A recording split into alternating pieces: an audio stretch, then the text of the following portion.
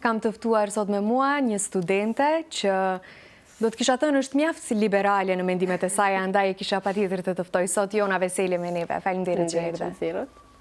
Jona, dua ta nisi me një herë me atë se çka kuptojmë neve me vlerat, të cilat besoj diskutohen shumë se si të rinjt më nuk i ruajnë ato, a ka ndryshuar vërtet apo thjesht kanë marrë një formë tjetër?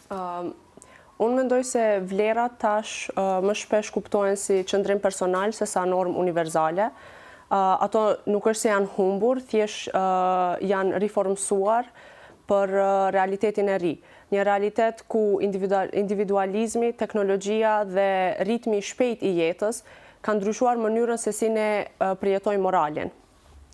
Domethënë vlerat si, nëse më herët vlerat si nderi, respekti, modestia, kanë qenë boshti i shoqërisë, tash ato vlera përzihen me vetëpërparim, me ambicie personale, pasuri materiale. Domethënë, jo se vlerat janë humbur, thjesht janë relativizuar. E përmendë moralin, çka është morali për ty, Jona? Se shpesh e shoh se kemi një mendim kontrovers me brezat më të vjetër. Shpesh është e ndryshme perceptimi jonë mbi moralin. Çka është morali për ty? Mendoj se kjo ndeshje ndodh për shkak se brezat më të vjetër bazojnë moralin më shumë në religjion ose në ligjet cilat janë të venduara në cilin do shtet se ku jeton, kurse brezat e ri mundohen që moralin ta krijojnë vetë sipas vlerave të tyre. Nuk lejoj, unë personalisht nuk lejoj që askush më tregon se çka është dhe çka s'është e drejtë. Unë e vendosi sipas vlerave të mia personale dhe jo sepse ai ka thënë, ky ka thënë, më herët ashtu, më herët kështu. Dhe ky është ndryshimi mes brezave dhe ajo ndeshja për shkak se në brezat më të vjetër shpesh e shohim atë morali si një rregull që është e paracaktuar për ty, prej asaj që është thënë më herët edhe atë duhet ta ndjekësh me patjetër. A është e drejtë të themi se brezi i ri ka humbur vlerat, apo është një stereotip që thjesht përsëritet kohë pas kohe? Unë mendoj se ky është stereotip që secili brez e përjeton, sikur prindët tanë që janë paragjykuar njësoj nga prindrit atyre. E vërteta është se vlerat nuk janë humbur, ne brezi i ri i kemi rishkruar në një kontekst tjetër. Nëse më herët solidariteti është shprehur përmes ndihmës fizike, tash shprehet përmes aktivizmit online ose ndërgjegjësimit publik. Forma e vlerës, e shprehjes vlerës ka ndryshuar, por ndjenja themelore qëndron mbetet e njëjtë. Cilat janë disa vlera që ti vetë përpiqesh që ti ruash, ato që kanë qenë dhe vazhdojnë të jenë strikte në jetën tonë? Në një botë ku gjithçka është e përkohshme, përpiqem shumë që vlerat e mia t'i mbaj sa më fort dhe mos t'i lishoj, si drejtësia, ndershmëria, inkluziviteti, autenticiteti, mundohem që t'jem sa më mendje hapt, të paragjykoj sa më pak, t'jem e drejtë edhe nëse unë nuk do përfitoj prej asaj, t'jem e ndershme, thjesht mos t'lejoj që rrethi të më orienton, se të më orienton vlerat, po, të jenë të duat. Mundohem të jem stabile në ato 3-4 vlera që unë mendoj se janë më të rëndësishme. Të ndalemi pak tek tradita. Sa i ruajmë neve traditën, atë që e kemi pas dhe vazhdon të jetë prezente tek ne, po që shpesh thuhet se brezi i ri po e lën anash, po e menjanon këtë si pjesë. Ndonjëherë mendoj se është e vërtetë që po i lëm anash, por jo secilën traditë. Mendoj se brezi i ri i respekton traditat, por edhe i sheh me skepticizëm. I respektojmë rënjët e traditave, kemi shumë traditat bukura, por ndonjëherë edhe shprehim dëshirë që të çlirohemi prej disa prej kufizimeve të cilat ato i sjellin. Për shembull. Tash s'du t'hin tema shumë thella, po martesat, më herët vajzat, o edhe djemtë e ri, nuk është se kanë pas shumë për të thënë se atë martohen ajo. Prind kanë vendosur me një çift tjetër, ti martojmë fëmijët, ti ke lop, unë kam dhi, edhe... Me një fjali kanë shit fëmijët e tyre. Ashtu, ato tradita shpresoj se janë zhdukur komplet, por dhe ato tradita i shohim me skepticizëm, nuk duam t'i vazhdojmë. E kanë vendin e tyre, e kanë pas. Edhe i lejmanash. I lejmanash, nisim tradita tjera, më të bukra, më inkluzive, më cilat nuk i marginalizojnë disa grupe të shoqërisë. Do të shkëputemi shumë shkurt për një hapësirë publicitare dhe rikthehemi përsëri në studio. U rikthyem përsëri në studio për të vazhduar diskutimin ton mbi brezat e ri dhe sfidat moderne që vijnë tek brezat e ri. Dua të di të ndalim edhe pak tek këto zakonet tradicionale që i përmendëm deri më tash, që shumë herë nga neve shihen si jo aq të mira, duhet i largojmë, ti mënjanojmë, mirë po, a duhet të jemi kaq indiferent ndaj tyre, apo kemi disa zakone që thjesht duhet mbajtur për hir të historisë që kemi ne si shoqëri? Nuk mendoj se duhet të jemi plotësisht indiferent. Definitivisht kemi tradita shumë të bukura. Mësi më herët i përmena martesa, darsmat, për shembull, kemi veshje tradicionale që janë shumë të bukura dhe mbajnë histori. Ato tradita duhet ruhen, ose ajo thënja fjala fjalë, besa bes. Kemi, si shqiptar, kemi shumë zakone që na mësojnë të jemi të ndershëm, ta mbajmë fjalën, mos t'i bëjmë keq tjetrit. Ato tradita ti mbajmë, ti kultivojmë, edhe më shumë, po. Kurse tjerat mundet nga dal t'i lëmë të kaluar. Të ketë ndryshe mentalitetin në disa aspekte. Si mendon që e shohin më të moshuarit brezin e ri sot? Është një marrëdhënie e shëndetshme kjo që e kemi neve si ndryshim gjeneratash? Të moshuarit shpesh e shohin brezin e ri me habin e dikuj që nuk e kupton ritmin e jetës, botën e re. Marrëdhënia nuk është gjithmonë e mirë, fatkeqësisht, sepse mungon dëgjimi ndërsjellë. Të moshuarit flasin për përvojë, për punë, kurse të rinjt për lirinë, dhe nga asnjëra anë nuk ndëgjohen plotësisht tjetri. Të moshuarit gjithashtu mendoj se kam pak të vështirë për t'u përshtatur kësaj botës së re që është e kuptueshme.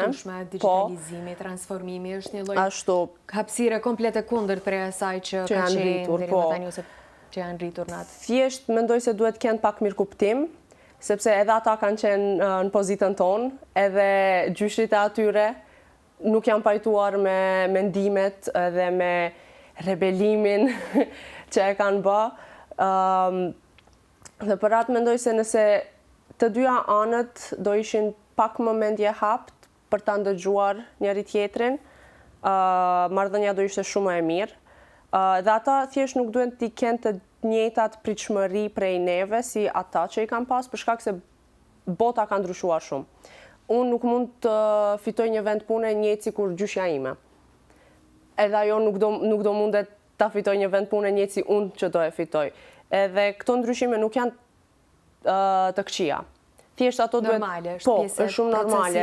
Duhet ta kuptojnë edhe mos të presin prej neve të veprojmë njëjtë si ata. Nuk jemi me një kallëp, duhet dalim pak prej... Ajo është e bukur e jetës, se jemi krejt të ndryshëm nga njëri tjetri, edhe me kalimin e brezave, me kalimin e gjeneratave, formohen mendimet të tjera, krijohet një atmosferë tjetër. Andaj është e vërtetë ajo që nevojitet komunikim edhe mirëkuptimi ndërsjellët për të arritur të bashkëjetojmë së bashku në një shoqëri më të denjë.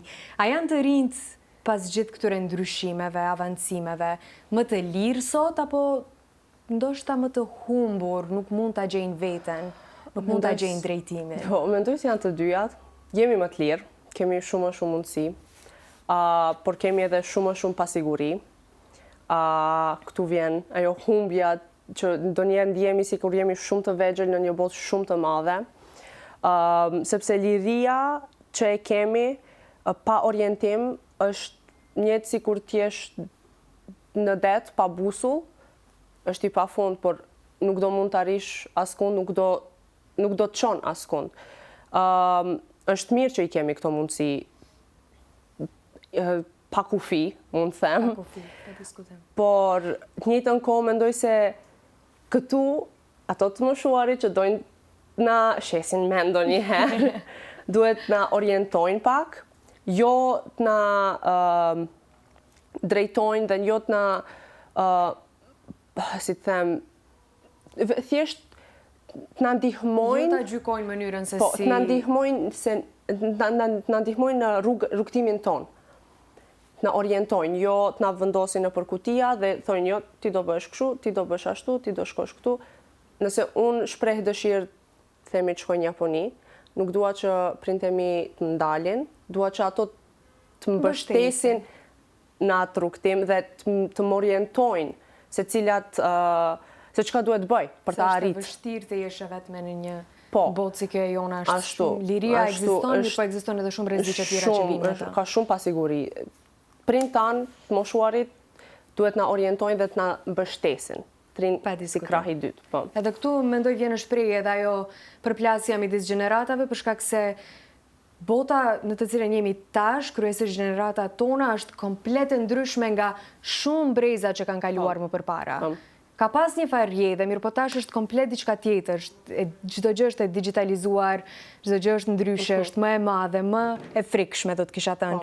Në këtë mes, a mendon se të rinjt e kuptojnë mirë kufirin mes të shprehurit lirshëm edhe mungesës së respektit, se prap vim tek ajo që të tjerët e thonë, nuk është se kemi shumë kufi në atë që e themi. E kemi lirin, mirë po nuk e kemi kufirin.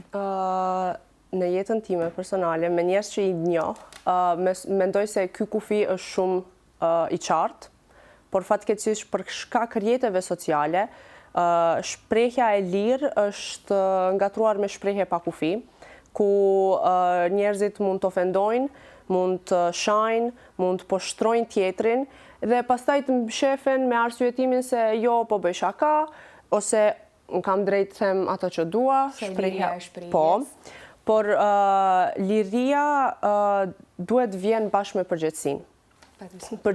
Respekti ndaj tjetrit nuk është kufizim, është thjesht një Vlerë, mjet atë që ta po, merret, po, është një vlerë. mjet që e mbron dinjitetin tënd, po edhe të tjetrit.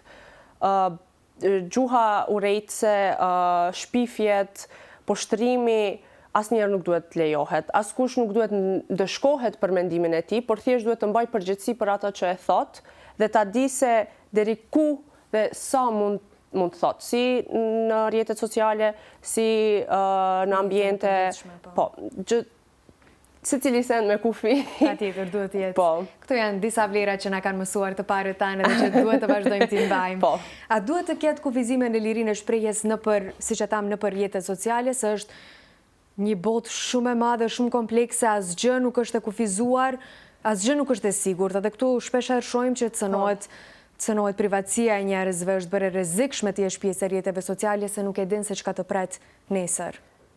Definitivisht, po. Duhet të ketë kufi etik, jo cenzura politike, jo tash se unë nuk ato që e tham unë nuk përshtatet me ato që e thot shteti Amerikës, tash komentet e mia të humben. Por rrjetet sociale gjitha i kanë rregulla, cilat në faqe i ndalojnë këto komente ose video ose çfarëdo që tjetë. Nuk e di se si njerëz prap arrin t'i shprehin ato mendime që janë plot me urrejtje dhe është vështirë për t'i ndalë, realisht. Po, Sado që është rregullat vështirë për t'i ekzistojnë, prapse ndalë. prap ato janë evidente.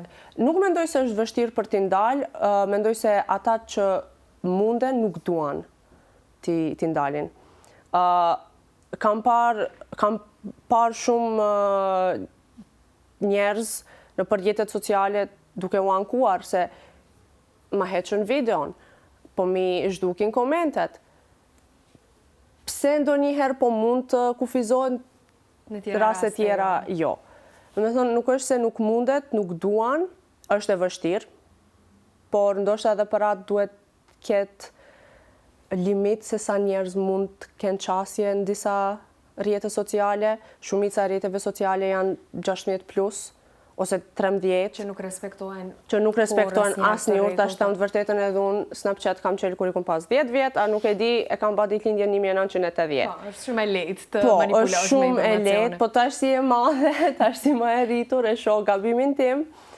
Edhe mendoj se prind duhet të jenë pak më shumë në kontroll tek fëmijët e vegjël, sepse nëse je i rrethuar me komente ofenduese, nëse gjithkohon sheh video me lajme të këqija, Shpesher kontent eksplicit që nuk duhet që parë nuk duhet në parë moshën nën asnjë njeri, mosha jon nuk duhet e lejo një fëmijë, po duhet ketë cenzura në atë aspekt prej prindit. Jo gjithmonë prej vetë rrjetit social. Rrjetet sociale nuk janë vetë ato të këqija. Ne si njerëz jemi nën kontroll se çka nxjerrim, çka postojmë. Edhe ndoshta para se të postohen disa video, disa komente, disa foto, të mendohemi mirë se çka shkruan, çka flitet në atë video, pastaj të postohet. Kemi ndërmend të gjithë, jo vetëm veten. Ti mendojmë gjithë njerëzit, gjithë grup moshat, edhe të krijohet një ambient më i shëndetshëm. Po, të mbajmë përgjegjësi që të krijohet një ambient më i shëndetshëm, jo vetëm për ne, por për gjithë, bukfalisht gjithë botën. Edhe ajo që e the është shumë e rëndësishme të ketë kontroll nga prindërit kryesisht për shkak se je i ekspozuar në gjëra që nuk ta merr mendja dhe nuk duhet parë ato në mosha shumë të hershme. Sa ndikojnë vlerat që promovohen online në formësimin e një të riu sot? Për shkak se neve kemi pas përpara që në një moshë shumë të hershme bombardimin e rrjeteve sociale edhe është bërë pjesë e jona.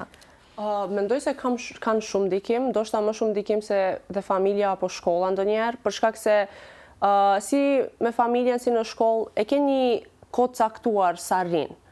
Do rish me mamin, do shkosh në dhomë. Me telefonin e ke gjithmonë me vete. Edhe ndikon shumë dhe jo gjithmonë vrehet ai ndikim. Shpesh opinionet tona nuk formohen lirisht se po pajtohem me këtë që e pash. E shoh një video, e shoh një tjetër, edhe kështu ngadal programohem që të mendoj njëtë sikur ajo që po e shoh. Mendoj se ky është një send shumë i rrezikshëm, për shkak se e urej kur njerëz thonë, mendimi im, opinioni im, ka mendime të drejta dhe ka mendime që janë komplet të gabuara. Fëmijët të rinjt, gjeneratat më të reja nuk e din cili është drejtimi i mirë, mendimi i mirë, cili është mendimi i keq. Nuk din vetë mendojnë për veten. Ato që e shohin, ato e mendojnë, ato e bajnë. Shumë e vërtet. A ndikon perfeksioni që shfaqet në rrjetet sociale, në mënyrën se si të rinjt mendojnë për jetën e tyre, qoftë fizikun, pamjen, mënyrën e jetesës që e shohin në rrjetet sociale që është tashmë e pranishme çdo kund edhe për rreth, edhe mendojmë se ajo është idealja dhe ajo është realja realisht. Perfeksioni virtual mendoj se po e shkatron mendjen e njerëzve. Duke unë nisur vetë prej vetës, shpesh shoh modele në Instagram edhe unë mendojem pse nuk dukem si kjo. Edhe pse e di që në atë fotostudio ka pas 10 make-up artista ose dizajnera, ndriçimi, poza, edhe prap duke i ditur se si funksionon, prap ndikon keq edhe mendojem, unë nuk dukem kështu, pse nuk dukem kështu. Pastaj, tash jam pak më e madhe, edhe di ta balancoj ato mendime, di ti ndal, por të rinjt nuk mund ta bëjnë atë send. Edhe pastaj fillojnë të mundohen ta ndryshojnë veten në mënyra që nuk janë të shëndetshme, me dieta që nuk janë për fëmijë që është 6 vjet, me thjesht krijojnë pritshmëri prej vetes që nuk janë reale për asnjë njeri, e lemo për një fëmijë të vogël. Ndër të gjitha këto probleme që vijnë nga rrjetet sociale, që janë të dukshme evidente për të gjithë ne, deshtëm apo s'deshtëm, neve i përjetojmë ato në lëkurën tonë, të gjithë e kemi bërë në një pikë të jetës. Ka edhe aspekte pozitive, nuk do ta kisha mohuar. Tash sa më kujtua se ti je edhe shumë aktive në shumë çështje, ke ngritur zërin, për shembull për çështjen e Palestinës. Sa ka pasur ndikim një vendim i joti për aktivizëm për të tërhequr shumë të rinj të tjerë në këtë proces? Po, unë gjithmonë them rrjetet sociale nuk mund të jenë të këqija, ne i bëjmë të këqija ose të mira. Domethënë, definitivisht mund të përdoren për qëllime të mira. Unë desha të organizoj protest, fal rrjeteve sociale, e përhapa që do bëhet protesta dhe njerëz që as nuk jetojnë në Shkupe pan, edhe erdhën. Kjo vlen për çdo protest, çdo lajm, çdo sen. Do me thonë, edhe shumë, unë ndoshta mos ta kisha pas telefonin, ose televizor, ose asë një sen, nuk kisha ditë se çka është duke ndodhë. As në Palestinë, po as në Ukrainë, as në Sudan, as ku në përbot. Do isha e izoluar. Rrjetet sociale më kanë ndihmuar t'i hapi syt ndaj këtyre problemeve, ta shoh se çka po ndodh. Edhe ajo ka ndikuar mirë te unë se tash mund të flas për ato padrejtësi, të bëhem zëri i atyre cilët po i shoh duke u vrarë ditë për ditë, ose duke mos pasur mundësi për një jetë normale. Rrjetet sociale këtë e bëjnë shumë mirë, përhapin shumë dhe shumë shpejt. Pra po kthehem te ajo që ne duhet ta dim se çka po përhapim. Ta gjejmë një mes dhe të dim se informacioni mund të jetë i mirë ose i keq. Jo çdo herë situatat janë bardezi, po në shumë raste edhe dim të jenë. A ndikon ekspozimi i vazhdueshëm në rrjete sociale në shëndetin mendor? Për shkak se shëndeti mendor tek të rinjt kryesisht është një temë që diskutohet vazhdimisht, se është një fazë e jetës mjaft e prekshme, është vështirë që të menaxhohet. Definitivisht ndikon shumë. Sidomos që thash edhe më herët, krahasimi i gjithë kohën krahasohemi me njerëz. Bota virtuale është botë e filtruar.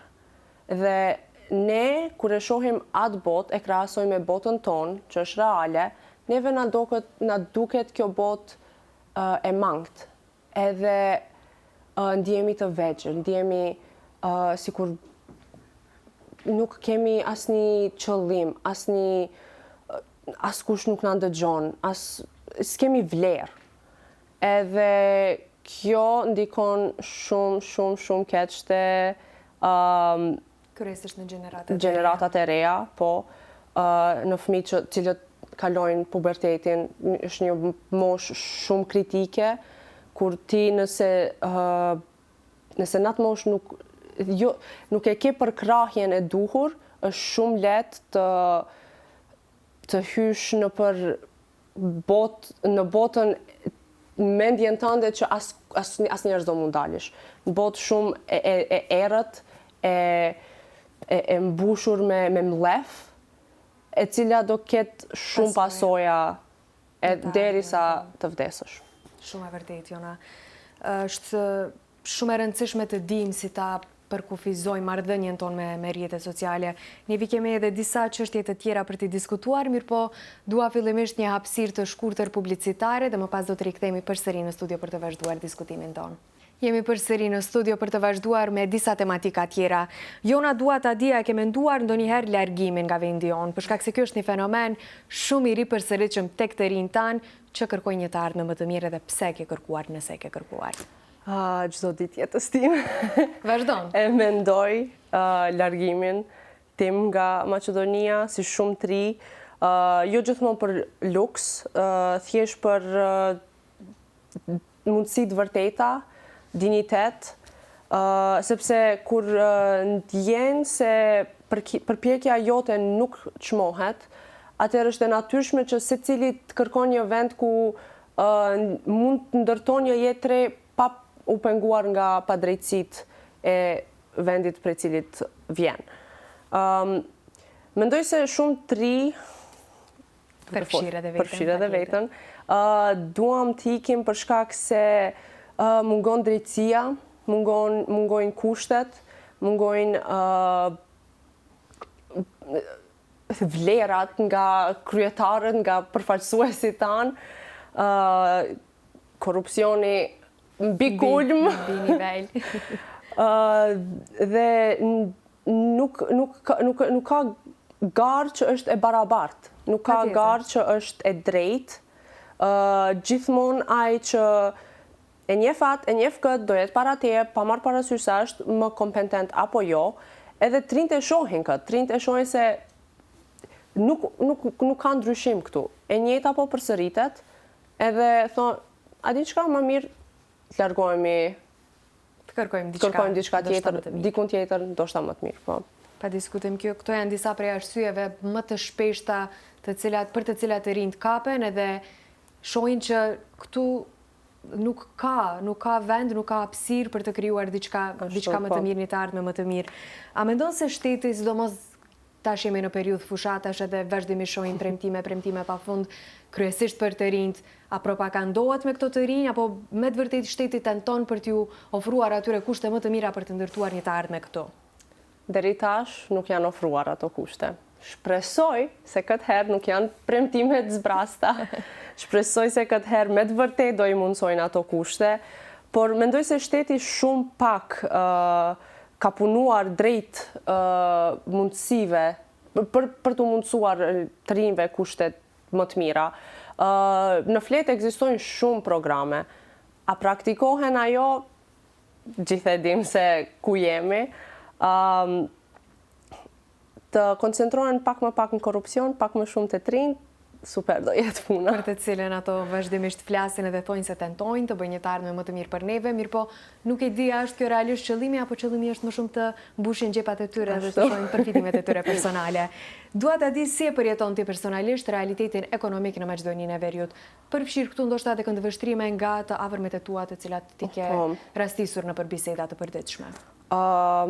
E ndjej sikur një luftë e heshtur për mbjetesë. Çmimet çdo ditë rriten, kurse të ardhurat vazhdojnë që ndrojnë të njëjta. Të rinjt, por edhe njerëz prej gjeneratave më të vjetra jetojnë mes shpresës dhe zhgënjimit, edhe mendoj se i vetmi sen që na mban këtu është kjo, çdo premtim që e bajnë gjatë fushatave prap kapemi se ndoshta këtë herë e kanë me të vërtetë. Gjallë një lloj shpresë. Po, ndoshta këtë herë do ndryshohet. Dhe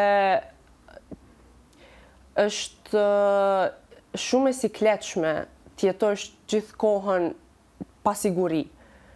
Edhe nëse shteti nuk ta mundson atë pasiguri, me vërtet dihesh sikur je i vetëm. Edhe nëse ke familjar ose shoqëri, prap do ndihesh sikur je ti kundër shtetit. Edhe kjo është një ndër arsyet për të cilat të rinjt kapen edhe tentojnë që të ikin jashtë, dhe mendoj që është mjaft e kuptueshme sado që të jetë shumë e mërzitshme. Dua të di, a ndikon kjo përballje me kostot e jetës reale në shëndetin tonë mendor? Për shkak se shpesh ballafaqohemi me to, mirë po nuk ndalemi të mendojmë për pasojat të cilat na shkakton. Padyshim. Nëse çdo ditë ti vetëm mendon se si t'ja dalësh, nuk mbetet as kohë, as energji për të ëndruar. E lemo për të pas aktivitetet tjera ku mund të kënaqesh, edhe nëse ti nuk ke kohë për të ëndruar, do të humbet shpresa.